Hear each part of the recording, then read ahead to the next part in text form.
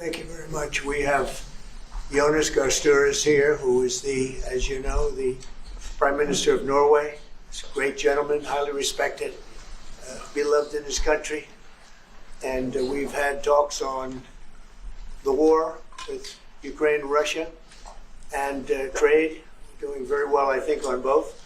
We've had some pretty good movement in every respect. The war is very important that it ends with, I used to say, 2,500 people a week dying, young people, mostly soldiers from Russia and Ukraine.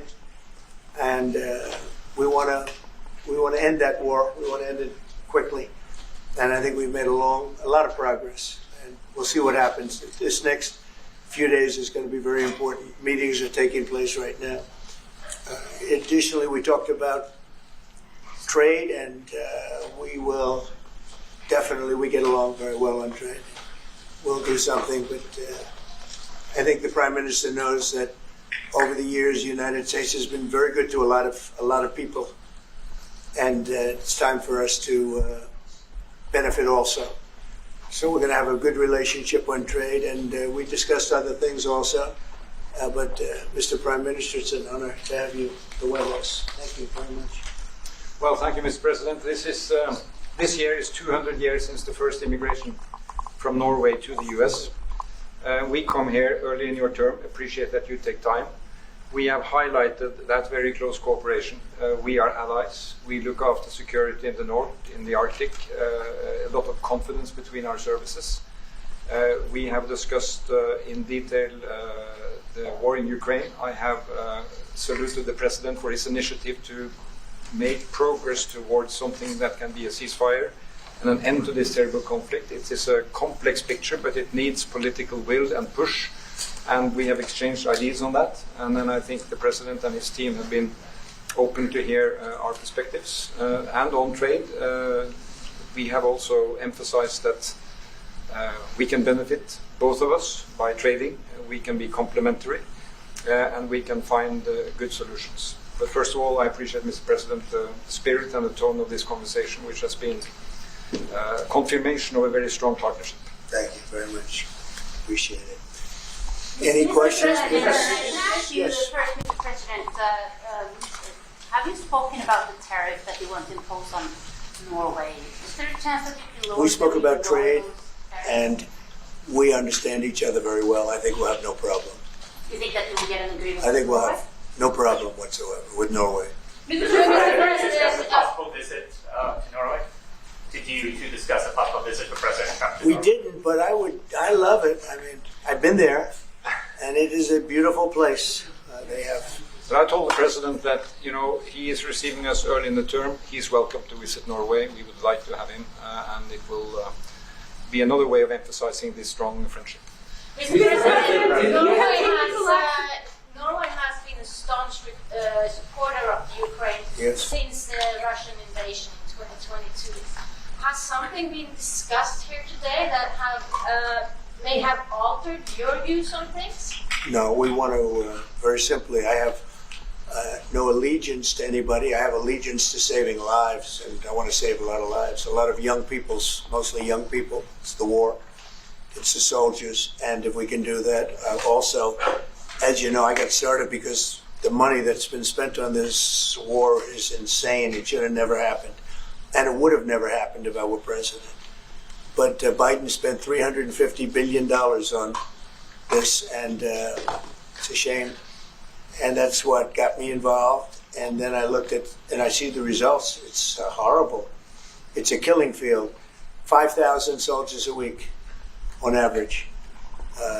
And we want to stop that. We both want to stop that for a lot of reasons, but I would say that is my number one reason. Why do you think Russia, that you will get Russia to accept a deal that also Ukraine and Europe is willing to? I think so, yeah. I do. I believe they will accept, and I think we're going to get this over with. I hope so, soon. You continue to lack support from NATO allies in your goal of obtaining Greenland. How will you proceed if you don't get that support? Well, Greenland's going to be interesting, but that's for another day. I think we need that for international peace. What are you expecting of your And if you allies? don't have that, I think it's a big threat to our world. So I think Greenland's very important for international peace. Yeah, please go ahead. Mr. President, this morning in Truth Social Post, you used the words Vladimir, stop. That seemed like a slightly different message, a personal message. What is your level of frustration with President Putin? I didn't like at this last point? night. I wasn't happy with it. And we're in the midst of talking peace, and missiles were fired. And I was not happy with it. That's what I meant, and that's, you know, what it said. Mr. President, why I are assume that's what you mean. Sorry, Yeah, if I the assume. bombs keep falling, will you consider additional sanctions toward Russia, or what will you do if President Putin I'd does not rather answer respond? that question in a week. I want to see if we can have a deal. No reason to answer it now, but I won't be happy. Let me put it that way. Mr. President, Things will happen. Mr. President, why are you not putting more pressure on Russia? I know a lot of Europeans. Putting a lot of pressure. You don't know what pressure I'm putting on Russia. They're dealing. You have no idea what pressure I'm putting on Russia. We're putting a lot of pressure. Can you maybe tell us that? We're putting a lot of pressure on Russia, and Russia knows that, and some people that are close to it know, or he wouldn't be talking right now. The Prime Minister understands that better than anybody. He wouldn't be talking right now. He's talking, and we're putting a lot of pressure. I think he wants to make a deal. We're going to find out very soon, but it takes two to tango, and you have to have Ukraine want to make a deal too, and they're being hit very hard, and I do believe they want to make a deal. Mr. President, Mr. Prime Minister, if I may. You've said that the Ukraine have to give some territory to win peace, among them Crimea. Do you stand by that? And I know that the former NATO General Secretary today has told you that he does not agree, and he believes in territorial integrity of the Ukraine. How will you deal with that with your allies? And do you stand by that Ukraine have to give? Former Secretary General happens to be right here, you know, so they can't put words in his mouth. He's been a great general, frankly. It was because that's what you are. Really, you're a general. But he's been a great Secretary General. We had a tremendous relationship, very successful, and I think he could speak for himself. He's right here. But do you still agree that Ukraine have to give some territory away to win peace? Well, it depends what territory. They've been fighting. They've lost a lot of territory. And we'll do the best we can. Working with Ukraine, we'll do the best we can. But they lost a lot of territory. When you say Crimea, that was handed over during a president named Barack Hussein Obama. That had nothing to do with me, Crimea. That was 11 years ago with Obama. And they made a decision. There wasn't a bullet fired. There was no fighting. There was no anything. They just handed it over. Now they say, well, can you get it back? I think that's going to be a very difficult thing to do. That was given by Barack Obama when he was president, not by Donald Trump. Thank you, Mr. President, you had a long meeting, Peace Mr. President. proposal that you put on the table. It's a 30-day ceasefire proposal. Your national security team presented it to both Ukraine and Russia. 2 months ago, Ukraine agreed to that ceasefire proposal immediately. Russia has not. And my question is Russia the obstacle to peace based upon that, just getting to that 30-day ceasefire? I don't think so. I think that they both want peace right now. They're ready to do something. We'll see what happens. Complicated, very complicated. But I think they are both very much looking to make a deal. Marco, what would you say? Well, first of all, what was put before our partners was options to discuss about things that it would take to end a war. This war is endable. Both sides just have to agree to it. We've shown them a pathway forward. We've discussed those ideas. It was a good meeting yesterday. There'll be good meetings over the weekend. We've shown them the finish line. We need both of them to say yes. But what happened last night with those missile strikes should remind everybody of why this war needs to end. It's horrible those missiles landed. What's even worse is there are today people that were alive yesterday that are not alive today because this war continues. And the president wants to stop it.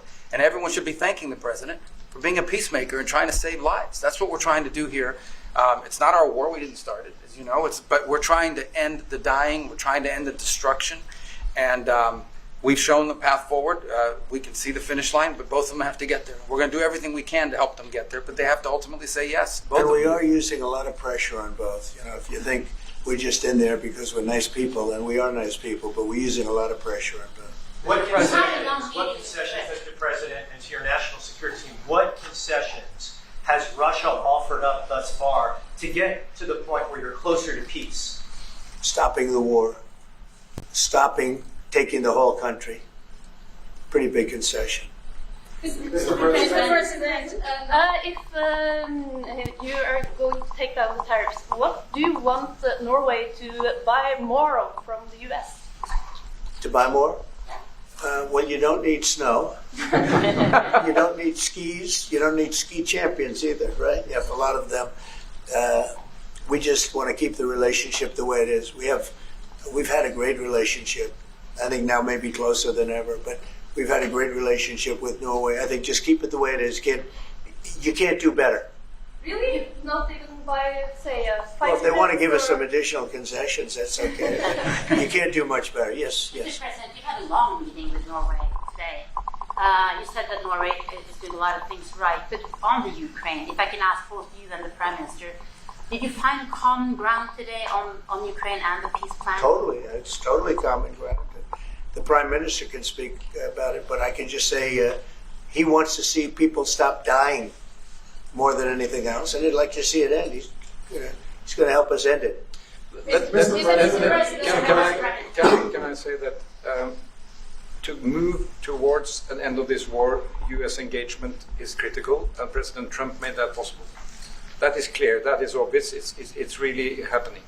Now the important thing is that both parties have to know that they have to deliver, and they have to feel the pressure to deliver. Ukraine is under attack. They are defending themselves. Lives are being lost.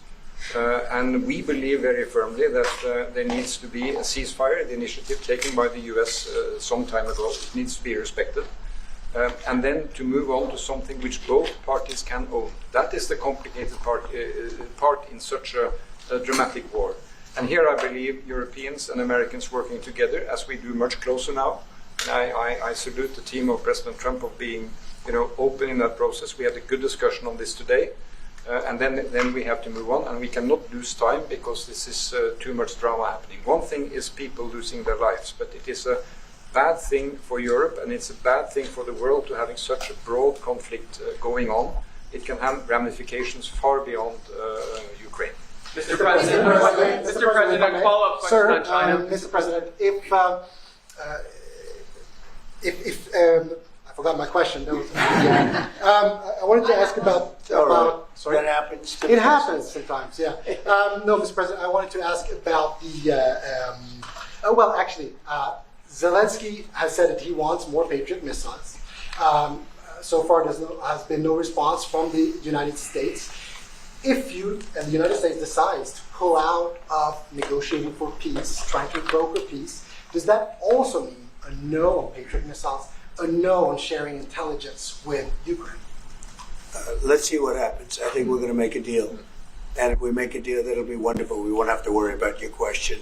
You can ask that question in 2 weeks, and we'll see. But I think we're getting very close. The Prime Minister feels the same way, and we'll hopefully not have to answer that question. Mr. President, Norway is the third country to be officially invited to the White House after Liberation Day. Why did you invite Norway so soon to the White House? Because I like them. And I like your Prime Minister, and I like the way your government runs.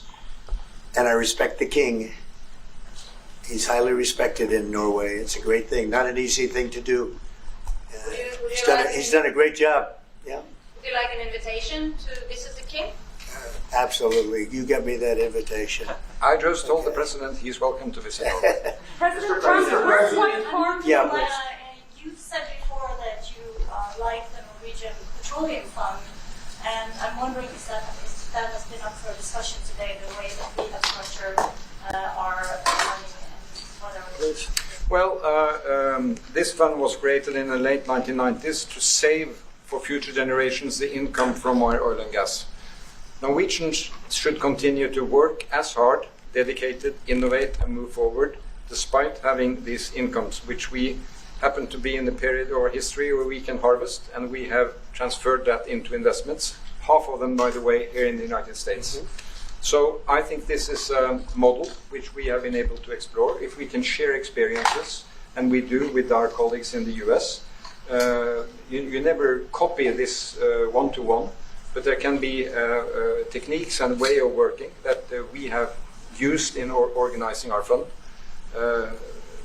Jens Stoltenberg was the finance minister when the first dollar entered that fund, so he's a safe hand to have as a finance minister today. What do you say? No, and as you said, Mr. Prime Minister, we are ready to sit down with the US to also work with them on if they want to establish a sovereign wealth fund, because we have a good experience with our fund.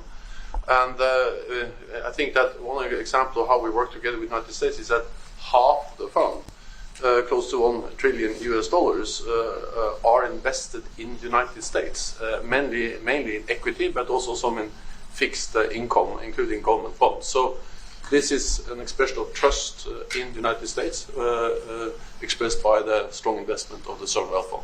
Then just briefly on Ukraine, since it was mentioned, we had a very good and extensive discussion about Ukraine, the path forward to peace. And as the Prime Minister said, we commend the US for pushing forward to try to find a negotiated solution. At the same time, we need to continue to support Ukraine, and therefore I'm proud that Norway has actually tripled the military support to Ukraine, and this year we will allocate close to $8 billion to Ukraine. That will strengthen them and also their hand on the negotiating table. If I may add to that, if there's a peace, and there will be a peace, we have a common responsibility in securing democratic Ukraine for the future. And the best security guarantee they can have is the ability to defend themselves. And we are investing in that. Mr. Prime Minister, if I may, As it relates to tariffs, Mr. President, when you unveiled your reciprocal tariffs on April the 2nd, the tariff rate for Norway was 15%. Based upon your conversations that you've had today with the Prime Minister, do you see that tariff rate coming down from what you proposed just a few weeks ago?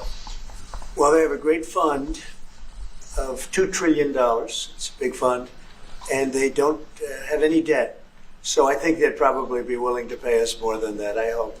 Are the two in agreement of which Mr. President, Yes. In 2018, your former Secretary of State Mike Pompeo called for an end to Russian occupation of Crimea. Why has this administration changed its stance on territorial concessions? Well, the war started. It would have never started if I were president. This is a war that is horrible. All wars are horrible. This one is in particular bad. And I don't know that you can ever say there's going to be a winner to this, because so many lives have been lost. Not only soldiers, a lot of lives have been lost. I think that we want to do one very simple thing. It would have never happened if I were president. Zero chance it was going to. And it didn't. People say, how do you know that? Number one, it didn't happen. We never even discussed it. I would talk to Putin about it. It was the apple of his eye. Ukraine was the apple of Putin's eye, but there was never even a thought that he'd go in.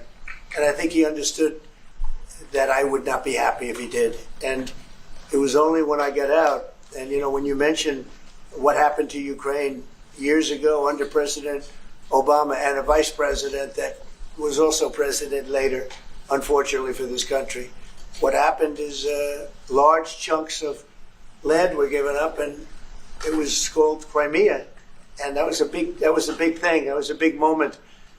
But this isn't my war. This is Biden's war. This is a war that Biden was president when this war happened. But I'm trying to put out the fire, and I think we'll be successful. And if we do, we're going to save a lot of lives. Otherwise, and the Prime Minister had a statement. He said, "This is just a point in time. We're very lucky because this is a point. And if this doesn't happen, this could go on for a long time." Mr. President, will you have meetings with other world leaders when you're in Rome, sir? Future Democrat president? I don't think he will. I think he wants to make peace. I think he wants to end it, and I feel pretty confident of that. But we're gonna know pretty soon. Mr. President, will you have meetings with other world leaders when you're in Rome? Yes, I will. Which leaders do you want to meet, sir? Well, I'd like to meet them all. That would be nice. I'd like to take care of all of them, but we have many of them there, and they all want to meet. They want to meet about trade. And we are making some great inroads and great deals. You might want to speak about that, Mr. Secretary. We had a very successful bilateral meeting with the Republic of South Korea today. We may be moving faster than I thought, and we will be talking technical terms as early as next week as we reach an agreement on understanding as soon as next week. So South Koreans came early, they came with their A game, and we will see if they follow through on that. Do you think you deserve the Nobel Peace Prize if you manage to create? Do I deserve the Nobel If Peace? you manage to create peace? Well, maybe for the Abraham Accords. I don't want to get ahead of myself on this one, but they say for the Abraham Accords, and by the way, speaking of that, we're going to be filling it up. A lot of countries want to come into the Abraham Accords. You know, we have 4, and Biden did nothing on that one, too. It's the same 4. But they're great countries, and they were brave doing it, and it's worked out very well. And we're going to be filling up the Abraham Accords. They're going to be, I think, filling it up very rapidly. Marco, could you say something about that? There's great, enormous opportunity to grow the Abraham Accords. But I would just point to one thing. Of all the leaders in the world today, no leader is working harder to prevent wars or end them than President Trump is right now. That's why we're talking to Iran. That's why we're engaged with Ukraine and Russia. It's the desire to prevent these wars from breaking out and to end the ones that exist already. And again, I just think it's tremendous for our country to be led by a president who desires to bring peace and establish peace and protect peace. So it's hard work. Mr. President. You know, Marco just mentioned something that maybe we should talk about for just a second, if we could, Mr. Prime Minister. And you're involved in it too, because you've been involved in the world and peace. But I think we're doing very well with respect to Iran, and we're having very serious meetings. And there are only 2 options, and the one option is not a good option. It's not a good option at all. And I think we're doing very well on an agreement with Iran, but that one, we're doing a lot of things, I will say, but that one is well on its way. We could have a very, very good decision, and a lot of lives will be saved. Mr. President, on the economy, there was a slowdown. Mr. President, on the economy, there was a slowdown as it relates to home sales in the month of March, the slowest pace since 2009. Is that an economic indicator, and perhaps the Treasury Secretary can weigh in on this as well, is that an economic indicator that concerns you about the broader U.S. economy? No, they had very good numbers on housing today, extremely good numbers, and that's despite interest rates, because, you know, if you look at what happened, everyone said, oh, I said I was going to get prices down. I did. Energy just hit $1.98 in a couple of states. It's way down. Energy's down, and we're about $64 a barrel.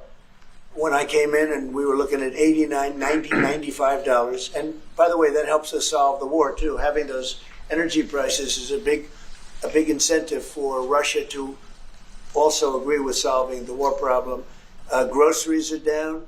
When I was with you 2 months ago, you were complaining about eggs. I said, I just got here. I was here for about a week when the press started saying about eggs have gone through the roof. I said, I just got here. Tell me about eggs. And they happened. They went through the roof, and you couldn't get them. So we just had a big Easter egg hunt at the White House. Thousands and thousands of eggs. And the price was down 87%. So we did a great job. Housing is doing very well. We should lower interest rates. That's the Fed. I hope they lower interest rates. That's the smart thing to do. Be ahead a little bit, although already it's a little bit late. But in the end, we just have a great country. We have a very strong country, and we have every other country. I can't think of one country that doesn't want to negotiate a deal. And they either negotiate a deal or we set a deal that we think is fair. Because we don't have to go through all of these. It would be physically impossible. You know, you have so many people that really understand it, which is a very small group of people here. And we are going to, at some point, just set prices for deals. Some will be tariffed. Some treated us very unfairly. They'll be tariffed higher than others. But we've been ripped off for many, many years. The United States has been ripped off like no country probably in the history of the world has been ripped off for 45, 50 years.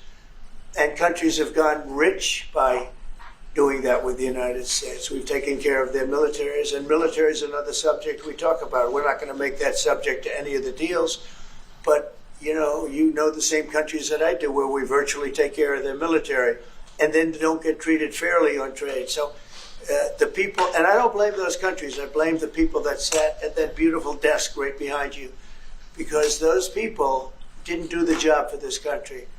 And they let us lose $4 billion a day on trade. We were losing $4 or $5 billion a day on trade when I got here. And now we're going to be much better than breaking even. And we're going to be making $4 or $5 billion a day on trade. So, I don't blame any country, not the worst of them. We were abused by countries. I blame the President of the United States that happened to be sitting when these deals were made. Disgraceful. When I was here, we had a great 4 years. We had the most successful economy in the history of our country, my first term. And we were very tough on trade. And with China, as you know, they paid hundreds of billions of dollars in tariffs. But nobody else ever did that. China paid not 10 cents to any other president. And but not only China, virtually every country got away with murder. And we just can't let that happen. Thank you very much, everybody. Thank you very much. Appreciate it. Thank you very much.